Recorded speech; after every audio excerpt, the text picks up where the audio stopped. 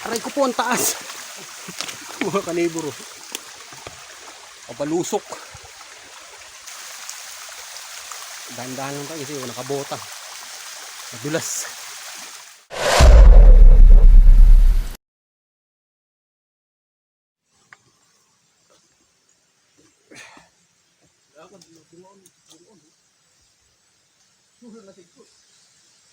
Tuda bunga. Yala masiggo talaga.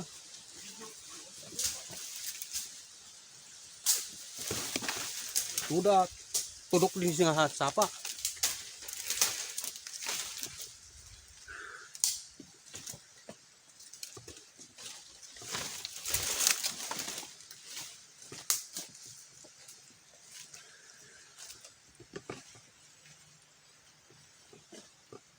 Mga ito niya na busay ba ito? Busay, ano na ito? Palanas.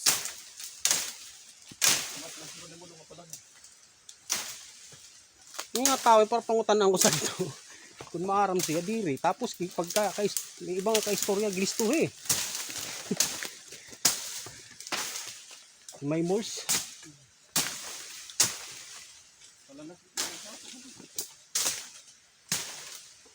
Ayan. Palit daw, sumbang yan.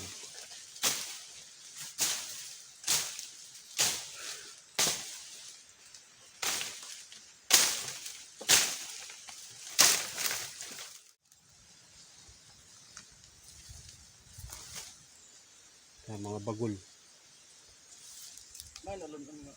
Yan si Pare Randy, mga kupudidi.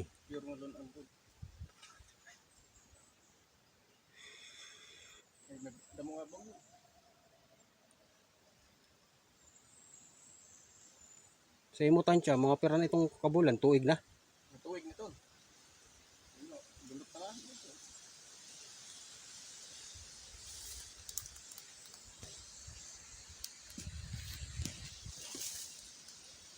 Mga pako. Yan, mga kanibor, bukid na naman tayo.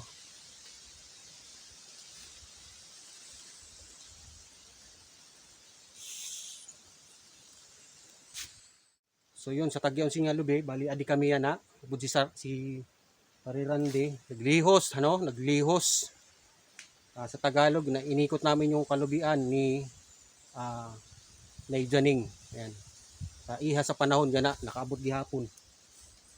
Bali mga kanibor, itong panyugan na to sa tsuhin ko.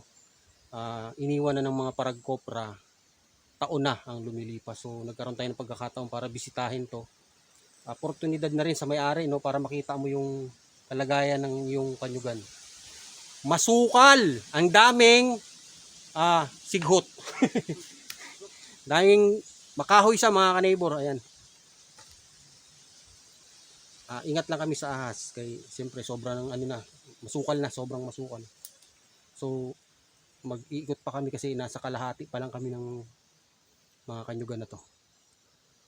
Ayan, shoutout nga pala sa mga kaibigan natin dyan sa mundo ng YT at Facebook. Tara, samahan nyo ako mga neighbor.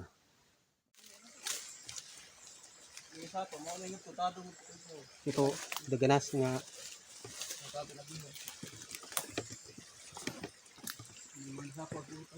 So, mga kanibor, may sapa dito. Base dun sa kasama natin si Randy, ito raw yung pinaka-boundary. Papunta ron sa kung saan kami nagsimulang mag-ikot kanina. So yung sapa may tubig. Anong mga nakarang tag-init, ubas yan, walang tubig. So ngayon, medyo mga isang linggo na rin bumubuhos yung ulan, nabuhay uli yung sapa. Bali mga neighbor, itong lupain na to, simula dun sa barangay namin, isang oras yung lalakarin mo bago ka makarating dito. So yung mga kaibigan natin dyan sa Facebook at YouTube, na isama ko kayo uli dito sa kabundukan kung saan tayo nagtatrabaho. Paalam ko lang uli, no, panibago na naman to sa ating experience kasi ngayon lang uli ako nakarating dito. Ngayon lang ako nakarating sa lugar na to. Dagdag sa experience. Ito yung madadagdag sa trabaho natin mga kanibor. Pasalamat tayo kay kaibigan Randy kasi siya yung sa dami-dami ng nilapitan ko para samahan ako rito. Si Randy lang yung napapayag natin. Mga kanibor, may susumpilipit. Ito. Sa susunod na vlog natin mga kanibor, mangunga tayo nito tapos lulutuin natin. Oh, susumpilipit. Laka. Sa Waray Laka. Sa Tagalog, susumpilipit. Masarap yan, gataan. O pa sa iyalunan, may giro gudatok.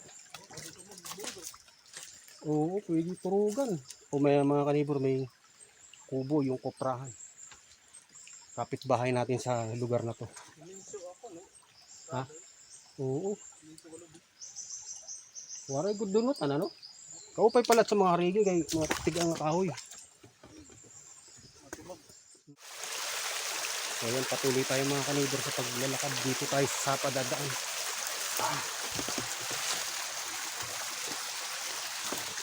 Yung unang bugso ng ulan bumaha. Lahat ng balat ng nyug dito natambak. Yan. Yung kulay ng tubig batis, parang gatas.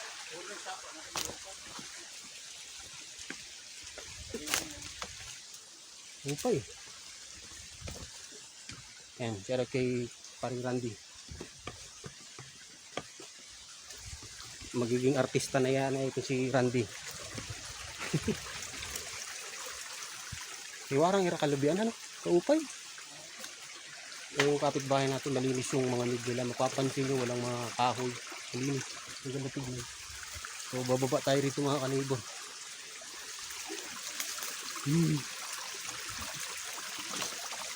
Padalos.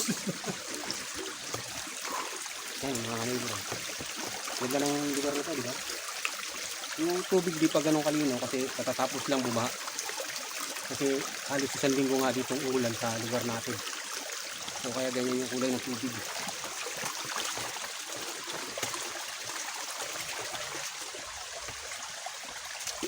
Ayan. Aray ko po ang taas. Mga kanibor. Papalusok. Ayun, parang Randy nakababa na. Ako po, magsala. Yay. Yuk.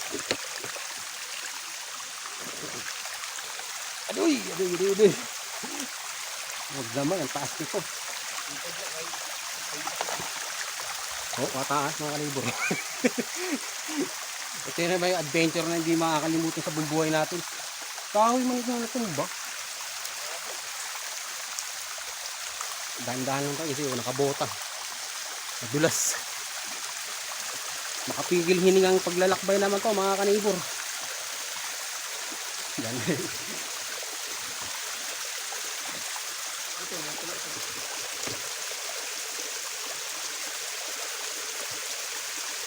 Main ito tanggil yung susugan?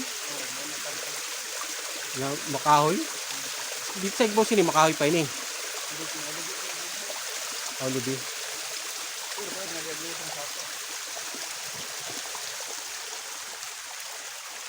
Yun. Nakababa na tayo mga neighbor. Magaling sa taas.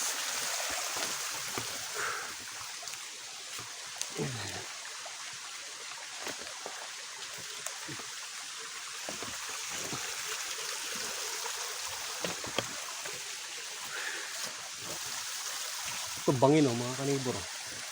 Gubat.